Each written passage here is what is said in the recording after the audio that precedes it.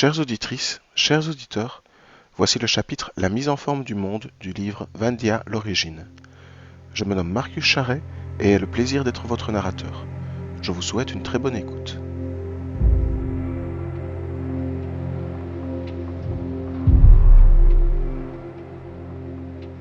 Les sculpteurs. Le second miracle avait enfanté 5 manifestations Dao, 5 manifestations appartenant au plan de Vendia. Elles étaient sorties de la brisure de Keloar avec, toutes, des capacités relatives au créateur dont elles descendaient. Neraim et Neraif avaient été créés par l'interaction de Nassia, Zarim et Elerif. Nassia, du haut de ces montagnes, et Zarim, veillant sur ces collines, avaient insufflé à leurs enfants force et turbulence, créant 2 petites têtes brûlées. Heureusement avaient-ils aussi hérité de la pondérance de leur géniteur sympathique Elerif, limitant ainsi leurs excès. Neraim, seul sympathique de sa génération, deviendrait le protecteur des terrains accidentés et rocailleux, dont la traversée, difficile mais gratifiante, évoque le cheminement de l'amitié et de la fraternité. Quant à Neraif, il deviendrait le garant des hautes terres, dont la vue dégagée et la proximité de la Licar forcent l'optimisme. Et Aram et Falnari étaient la descendance de Nassia et de Keloar seuls. La force de leur mère, largement compensée par le caractère indécis de leur père, en faisait 2 manifestations au penchant apathique. Et Aram doutait et redoutait, et préférait cacher ses aversions au fond des canyons et à l'abri de tout regard. Falnari, seule femme parmi les sculpteurs, était déjà lasse de son existence alors qu'elle en prenait seulement conscience. Fuyant la lumière de la Licar plus encore que son frère, elle s'enfoncerait plus profondément que lui dans Vendia, cherchant refuge dans ses grottes et ses souterrains. Finalement, Ezarim était l'enfant d'Evia et de Zarim, portant en lui la tendresse de sa mère et la joie de vivre de son père. Il présentait l'espoir en de meilleurs jours pour Vendia et trouverait son bonheur dans les plaines et douces collines. La mise en forme du monde. La Licar était aveuglant. Neraim, Neraif et Aram, Falnari et Ezarim s'extirpèrent des entrailles de Vendia et furent tant éblouis par l'impétuosité lumineuse de l'astre que flattés par sa douce chaleur. Ao est, déclara Ezarim. Cette vérité, totale et infrangible, lui était remontée du plus profond de son être à peine éclos, comme elle se révéla au même instant à ses frères et sœurs avec la force d'une connaissance innée, écho inarrêtable d'une parole surgissant du fond des âges pour leur avoir de tout temps été destinée. Ao est, répondirent-ils en chœur. Ceci est notre monde, poursuivit-il, et nous avons devoir de l'embellir. Visitons-le, mes frères et sœurs, entama Neraim. Laissons Ao guider nos pas et œuvrons pour sa gloire aux endroits qu'il nous désignera. Sans même devoir se concerter, mus par un courant intangible qui était propre à chacune d'elles, les 5 manifestations s'éparpillèrent. À l'inverse de leurs parents, elles ne semblaient pas devoir atteindre quelque niveau de concentration que ce fût pour dévoiler leur destinée. Le seul fait de se mouvoir leur suffisait, comme si la capacité d'interagir avec Vendia leur était naturelle. Qu'elles se trouvassent au-dessus d'un terrain leur correspondant et la volonté d'Ao opérait. Par exemple, lorsque le peureux Eram slalomait entre les montagnes, les espaces entre les géantes se creusaient en de profonds canyons.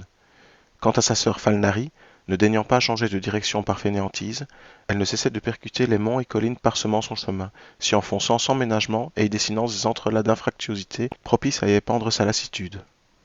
De leur côté, Neraim, Neraif et Ezarim se partageaient le dessus des terres. Le premier rêvassait en bord de mer en y créant falaises et sculptures maritimes. De temps à autre, il faisait une embardée dans les terres pour y faire pousser rochers et cailloux. Il passait également une partie de son temps sur les montagnes, à les rendre aussi dangereuses à gravir qu'elles étaient belles à regarder. Neraif, lui, ne s'occupait que des hauts plateaux, terres les moins nombreuses du second miracle. Son optimisme natif lui fit mettre énormément de cœur à l'ouvrage, au point que ses créations s'en trouvèrent fondamentalement différentes de toutes celles qu'avait connues Vendia jusque-là. Elles ne composaient ni de la pierre ni de la terre, mais mixaient tous les éléments présents en quelque chose de résolument nouveau. Petites, fines, condensées et se courbant à chaque passage de la manifestation qui les avait engendrées, ces œuvres longilignes remplies de vie et jaunies par la proximité chaleureuse de la Licar avaient, entre autres, la capacité de se reproduire et d'étendre leur territoire sans l'appui de leur créateur. Qu'est-ce donc que cela demanda Falnari, tout juste sorti d'une grotte fraîchement creusée à proximité. Cela s'appelle herbe, lui répondit son demi-frère, et c'est l'œuvre qu'Ao attend que je répande dans ce monde. Elles sont d'une étrange couleur.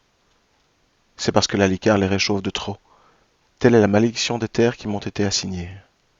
Falnari, l'essence fatiguée par la lumière trop intense de la surface, observa cette herbe avec un détachement atone puis s'en détourna en lâchant « Celles des Arim sont bien plus jolies » avant de disparaître sous terre.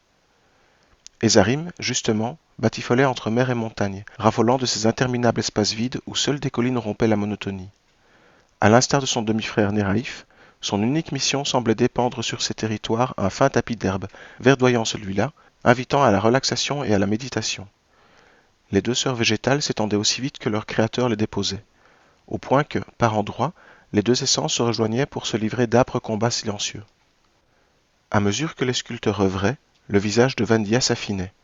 Ses bords lisses et droits se complexifiaient. De profonds ravins apparaissaient de ci de là. En parallèle, l'ensemble des terres émergées se grimait en un panel de tons allant du vert au jaune, en fonction de la hauteur de leur terrain. Le brun original de la terre primordiale disparaissait, même sur les montagnes qui en grisonnaient de roches écorchées, à l'exception de certains endroits, affaissés jusqu'au tréfonds du monde, preuve du passage un peu trop zélé de Falnari en sous-sol. Au bout d'une révolution de leur planète autour de la Licar, leur travail fut achevé. Depuis le vide d'Ao, le nouveau monde n'apparaissait plus comme un agglomérat de terre bosselée et tachetée de flaques turquoises. Il était changé en une mosaïque aux contours aussi indéfinissables que l'étaient ses reliefs. En se rapprochant de sa surface, une multitude de formes et de découpes s'offraient au sens. Plus aucune montagne ne ressemblait à une autre, plus aucune berge n'avait de jumelles. Vandia, après être devenu unique dans sa complexité géologique, avait maintenant son propre visage. Les sculpteurs avaient bien œuvré. Mais le résultat le plus extravagant restait cette herbe mystérieuse, créée de concert par Néraïf et Ezarim. Elle semblait avoir sa volonté propre, s'étendant dès qu'elle en avait l'occasion, mais ne s'aventurant sur aucun terrain qui lui était hostile. Quelle étrange œuvre, déclara Néraïm alors que toutes les manifestations s'étaient regroupées pour admirer leur travail achevé. Pourquoi ne reste-t-elle pas statique comme toutes nos autres créations demanda Yaram. Ezarim ne retint pas sa fierté de donner explication, coupant la dite herbe sous le pied de son demi-frère Néraïf. Parce qu'elles sont vivantes, se rengorgea-t-il. Vivantes s'étonna Yaram. Elles ne bougent ni ne pensent comme nous, mais elles peuvent se reproduire et augmenter en nombre. C'est pour cela qu'elles recouvrent presque entièrement Vandia enchaîna Néraïf. Mais comment font-elles renchérit Yaram. Ezarim se rapprocha du sol et invita sa fratrie à en faire autant. Concentrez vos perceptions et vous comprendrez, dit-il. Les manifestations rasèrent le duvet herbeux et observèrent. Il ne leur fallut pas longtemps pour s'apercevoir que le vide au-dessus des herbes ne l'était pas vraiment. Il était rempli d'une nuée de microscopiques choses voletantes et tourbillonnantes qui faisaient d'incessants allers-retours entre les brins d'herbe.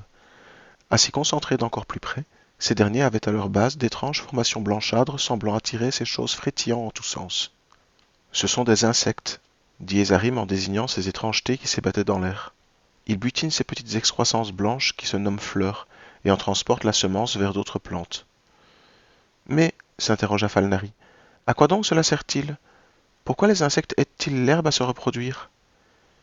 Car l'herbe produit l'air dont ils ont besoin pour vivre et voler, répond Ezarim. Falnari parut un instant dubitative, puis, semblant accepter l'étrange explication comme un fait accompli, poursuivit par une autre interrogation. Est-ce Néraïf et toi qui êtes responsables de l'apparition de ces insectes? Pas de tous ceux présents à Vandia, ma sœur. C'est par nous qu'ils sont apparus, mais c'est par eux-mêmes qu'ils se sont multipliés, car eux aussi se reproduisent.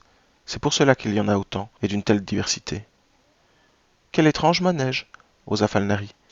Ils aident donc les herbes à devenir plus nombreuses, de telle sorte qu'eux aussi puissent devenir plus nombreux à leur tour. Cela me semble être un beau gaspillage de l'essence du grand tout. Ils observaient encore le balai aérien de ces surprenantes créatures suivre les graciles ondulations des herbes reconnaissantes lorsque Néraïm fit remarquer. Je ne sens l'émanation d'Ao dans aucune de ces œuvres. Ne procède-t-elle pas du grand tout comme nous? De fait, confirma Ezarim, l'herbe et l'insecte sont les premières entités autonomes de Vandia. Ils représentent une nouvelle étape dans la volonté d'Ao. Il fit une pause et, sur un ton grave, enchaîna. Nous assistons à l'émergence du troisième miracle. Tous s'observèrent.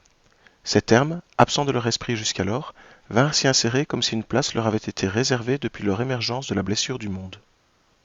Le troisième miracle, celui visant à peupler Vandia d'entités indépendantes et à complexité croissante. Des entités qui n'auraient pas connaissance de leur créateur. Des entités qui auraient, du sommet de leur intellect limité, encore moins connaissance du grand tout. Des entités possédant une nouvelle capacité d'Ao qui nous est inaccessible, évoqua Néraïm, l'autodétermination. À l'instar de la notion de troisième miracle, celle-ci frappa les esprits avant de s'y intégrer avec une présence tout aussi indéniable. une notion que tous comprenaient bien, sans pour autant pouvoir réellement l'appréhender. Cette incapacité, ils la devaient au simple fait que l'autodétermination de leur création ne pouvait que se confronter à leur propre prédestination. Aussi, les manifestations qu'elles étaient ne pourraient-elles jamais pleinement conceptualiser les pensées des entités du troisième miracle, présentes ou à venir, de même que les dites entités ne pourraient jamais avoir pleine conscience ni de leur créateur céleste, ni d'Ao. Les pauvres, s'inquiéta aussitôt Falnari, elles seront perdues. Non, la corrigea Ezarim, elles seront libres. Cette dernière remarque, pour tout ce qu'elle impliquait, satisfit tout le monde. Et après tout, ainsi en était-il de la volonté d'Ao. Nul besoin de creuser davantage la question. Sur les conseils d'Ezarim, ils se dirigèrent alors vers les larges étendues d'Evia. Plongeant en leur sein, ils y découvrirent une espèce d'herbe adaptée à ce milieu, de forme fort différente de celle de la surface, qui ondulait gracieusement au gré des mouvements marins. Des insectes y avaient également trouvé leur compte, quoique aussi sous des apparences atypiques, et qui, comme leurs homologues terrestres, foisonnaient en grouillante quiétude. Ce fut ensuite aux ravins, aux montagnes, et même aux grottes d'affirmer que le troisième miracle avait touché l'intégralité de Vandia. Le nombre d'entités vivantes, indépendantes, différentes d'une zone à l'autre était tout simplement astronomique. La volonté d'Ao avait pris des proportions qu'aucune de ces manifestations n'aurait pu imaginer. Et le troisième miracle ne fait que commencer, constata Yaram décontenancé. Qu'adviendra-t-il de nous sur un monde dont la vie, nos propres créations, nous ignore? Cette réponse est en Ao, répliqua sa sœur avec fatalisme. Coupant court à l'inadéquat marasme grandissant, Néraïm posa une question à laquelle personne ne s'attendait. Chers frères et sœurs, l'un ou l'une d'entre vous sait-il ce que sont les premiers et seconds miracles d'Ao? Les miracles d'Ao. Ils faisaient assurément partie de leur patrimoine historique, aussi n'auraient-ils dû avoir aucune difficulté à répondre à cette question. Et pourtant sa réponse esquivait leur mémoire, un peu à l'instar d'un rêve dont le contenu s'est effacé au réveil, ne vous laissant à la lumière du jour que de fugaces sensations oniriques. Rompant le lourd silence qui s'était installé, Ezarim lança, dépité. Cette information nous échappe. Mais pourquoi? Questionna Yaram qui, comme tous, secondait cet avis. Cette réponse est en Ao, répondit Néraïf. Respectons sa volonté. Et nous, de qui descendons-nous? S'interrogea Yaram, soudain pris par le maelstrom de questions que tout être pensant est amené à se poser tôt ou tard. De nouveau le silence. Cette information aussi nous est cachée, admit Néraïf après quelques instants de réflexion. De par leur connaissance innée du grand tout, ils savaient ne pas avoir directement été engendrés par lui. De plus, ils se sentaient bien plus proches de Vandia que d'Ao, car tel avait été le fondement de leur conception. Mais Vandia était un monde en Ao, pas une manifestation de sa personne. Si Vandia les avait bien enfantés, ils ressentaient au plus profond d'eux-mêmes qu'elle ne les avait pas créés. Sans doute, par la volonté d'Ao, avons-nous été créés en même temps que notre monde, suggéra Néraïm. Dans ce cas, pourquoi ressentons-nous un vide? S'attrista Falnari.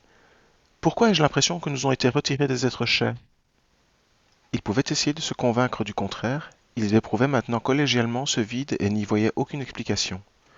Sans l'once d'une réponse, ils restèrent ainsi longtemps prostrés, à la recherche de souvenirs inexistants d'improbables géniteurs. Jusqu'à ce que l'optimisme natif de Néraïf reprit enfin le dessus. Chers frères et sœurs, je nous pense inverser le problème, dit-il Guilleret, espérant se faisant adoucir l'atmosphère. Ce vide ne vient pas d'hypothétiques parents manquants, mais de futurs enfants. Cette déclaration fit immédiatement écho chez chacun, détendant du même coup l'assemblée. L'évidence était en effet frappante. Ce manque évoqué par Falnari était celui de leur propre descendance, qui en tant que telle serait l'aboutissement de leur existence. Leur travail sur Vandia ne répondrait aux attentes d'Ao qu'après avoir passé le flambeau à leurs enfants à paraître. Telle était sa volonté, ils en étaient maintenant convaincus. Mais comment procéder? Demanda Yaram. Si nous ne le savons pas, répondit Ezarim, c'est probablement que nous ne posons de nouveau pas la bonne question. Il était en effet devenu évident pour tous qu'Ao pourvoyait toujours à leur compréhension du grand tout, à condition qu'ils posassent les bonnes questions et que les réponses leur servissent à accomplir la volonté d'Ao. En l'occurrence, comment procréer n'était pas la bonne question. La question n'est sans doute pas seulement de savoir comment poursuivre notre œuvre, déclara Ezarim. Le temps est venu, nous le ressentons tous, nous sommes tous présents, que peut-il bien rester d'inapproprié, si ce n'est l'endroit? Mais quel endroit? Enchaîna Néraïm. Vandia recèle une multitude de lieux plus extravagants les uns que les autres. Séparons-nous, et Ao nous guidera, suggéra Néraïf. Ce ne sera pas nécessaire, intervint Falnari, soudain frappé par une lucidité témoignant du bon questionnement à Ao. J'ai créé l'endroit que nous cherchons, et vais vous y conduire. Ainsi les briques du destin se mirent-elles de nouveau en place d'elles-mêmes. Tout avait été prévu, la volonté d'Ao ne souffrait aucune incertitude. Cette réalité comme moteur, Neraim, Neraïf, et Aram et Ezarim suivirent Falnari qui les guida entre monts et collines jusqu'à un massif montagneux plus dense et plus large que les autres. En son sein, écrasant tous les sommets alentour de sa gigantesque hauteur, un mastodonte étendait sa cime vers le vide d'Ao. Ceci est le mont Nassia, informa Falnari. Ce nom m'évoque vaguement quelque chose, émit Eharam. Est-ce le lieu où nous sommes censés nous rendre demanda Ezarim. Falnari ne répondit pas et continua de guider les siens vers la gigantesque montagne. Arrivée à son flanc, elle bifurqua vers son pied et le longea jusqu'à la face opposée. Ils y découvrirent une grotte, de celle que leur guide avait creusée sans compter sur tout Vandia. Une grotte petite, insignifiante, sans envergure. Le genre de grotte qu'ils auraient survolée 1000 fois sans la voir. En silence, ils s'en approchèrent, et sitôt son entrée franchie, ils surent que leur sœur avait vu juste. Cette grotte serait leur ultime point de chute, pour une raison que jamais ils ne pourraient comprendre, Nassia n'étant pour eux rien de plus qu'un nom. C'est pourtant bien l'esprit inerte de leur aïeul créateur qui baignait le lieu et qu'ils ressentaient. L'esprit de cette même aïeule que la volonté d'Ao avait désigné pour veiller sur la finalité du voyage des sculpteurs en Vandia. Les 10 sculpteurs disparus dans les entrailles de la montagne, tout prit un calme cérémonial sur Vandia. Le nouveau monde continua encore un peu sa rotation, plongeant petit à petit les reliefs escarpés du mont dans la nuit. L'Eléria se leva sur l'horizon, dévoilant une silhouette pleine. Les reflets qu'elle renvoyait de l'Alicar filèrent d'abord en rayons horizontaux, projetant sur le mont Nassia les ombres nocturnes des montagnes plus petites qui l'escortaient. Comme la lune creusait son chemin parmi les étoiles, les ombres des montagnes rapetissaient, rongées par la source de lueur toujours plus haute. Ce fut arrivé à son zénith, lorsque la face obscurcie de Vandia était parfaitement éblouie par la rondeur miroitante de sa fidèle compagne, que des entrailles du monde s'éleva un bruit sourd. Faisant d'abord penser à un distant éboulement de galets tel que Neraim en avait tant provoqué, il s'intensifia bien vite en une voix gutturale accompagnée de tressaillements du sol sur toute la surface du massif montagneux. Alors que ceux-ci atteignirent une magnitude à en faire même tressaillir les flancs massifs du mont Nassia, de la grotte à son pied jaillit un vif faisceau de lumière qui submergea les montagnes dans une clarté plus forte que celle du jour. Le phénomène dura quelques secondes à peine, puis s'interrompit net. Plus d'éclats, plus de tremblements. Le calme nocturne avait repris ses quartiers sous la houlette d'une Eléria continuant tranquillement sa course insouciante dans le ciel piqueté. Au sol, seuls quelques rochers ayant dévalé les flancs qui leur avaient été attribués témoignaient toujours de l'agitation passée. Il fallut encore attendre quelques heures et les premiers rayons du petit matin pour que, enfin, ils puissent pour la première fois admirer les feux de l'Alicar, eux qui émergeaient des profondeurs qui les avaient vus naître. 6 nouvelles manifestations d'Ao, toutes débordantes de la vitalité de leurs caractéristiques fraîchement créées. Le troisième miracle allait pouvoir se poursuivre. Ici s'achève ce chapitre. J'espère qu'il vous aura plu et que j'aurai le plaisir de vous retrouver lors de la lecture suivante qui évoquera les débuts de l'habillage du monde. Je vous souhaite une très bonne fin de journée à toutes et tous.